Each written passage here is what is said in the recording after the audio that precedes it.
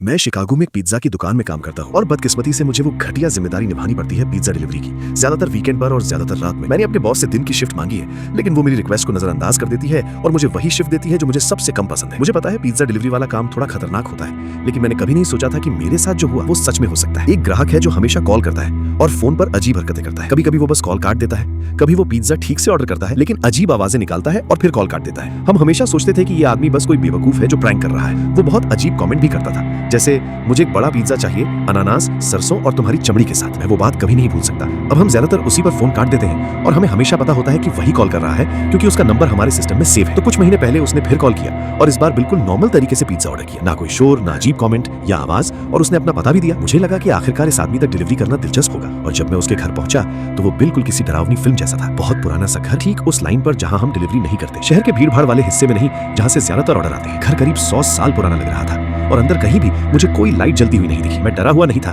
बस ये देखने के लिए उत्सुक था कि वो दिखता कैसा है। जब मैं सामने के दरवाजे पर पहुंचा, मैंने बेल बजाई लेकिन वो काम नहीं कर रही थी, तो मैंने दरवाजा खटखटाया। तभी मुझे एहसास हुआ कि मैं उसकी सोडा भूल गया और मुझे लगा वो मुझे जरूर गाली देगा या मुझ पर चिल्लाने लगेगा। तुरंत किसी ने दरवाजा नहीं खोला तो मैंने फिर से उस बड़े से दरवाजे पर खटखटाया। दूसरी बार के बाद उसने दरवाजा खोला। उसने अपने मुंह के चारों ओर एक अजीब सा मास्क पहना हुआ था, सिर्फ मुंह पर। उसकी आंखें पूरी खुली हुई थी और मैंने उसे पिज्जा की कीमत बताई और कहा कि मैं ड्रिंक भूल गया हूँ, इसके लिए माफ करना। उसने नीचे देखा, शायद फिर बोला ठीक है, फिर मुझे दोबारा देखने लगा। मैं करीब 5 सेकंड तक चुपचाप उसे देखता रहा, फिर उसकी से बोर होकर मैंने उसे रकम दोबारा बताई। उसने कहा ठीक है और फिर मुझसे पूछा क्या कभी तुम पर किसी ने हमला किया है? मैंने कहा नहीं, और अगर किसी ने किया भी तो उसे पछताना पड़ेगा। फिर उसने अपने मुंह का मास्क उतार दिया और उसके मुंह के चारों ओर बड़े बड़े डरावने निशान थे। मुझे नहीं पता वो किस वजह से थे और मैं कल्पना भी नहीं कर सकता कि वो कैसे बने होंगे, लेकिन वो सच में बहुत ज्यादा बिगड़ा हुआ लग रहा था। उसने मेरी तरफ मुस्कुराया और उसके होंठ फाटे हुए थे। मैंने देखा कि वो मुझे पैसे देने वाला नहीं है, तो मैंने उससे कहा कि मैं जा रहा हूँ। मैं मुड़ा और सीढ़ियों से नीचे उतरने लगा। तभी उसने मुझ पर चिल्लाया और जोर से दरवाजा बंद कर दिया। वो आदमी पूरी तरह पागल था और मुझे नहीं लगता कि उसकी कोई भी हरकत मजाक के लिए थी। आखिर में जो चीख उसने मारी वो बेहद डरावनी थी। भले ही मुझे थोड़ा बहुत अंदाजा था कि वो ऐसा कुछ करेगा। उसके बाद से उसने कई बार कॉल किया है और अब हम बस उसे बताते हैं कि वो हमारी नो डिलीवरी लिस्ट में है। वो आमतौर पर चिल्लाता है और फोन काट देता है,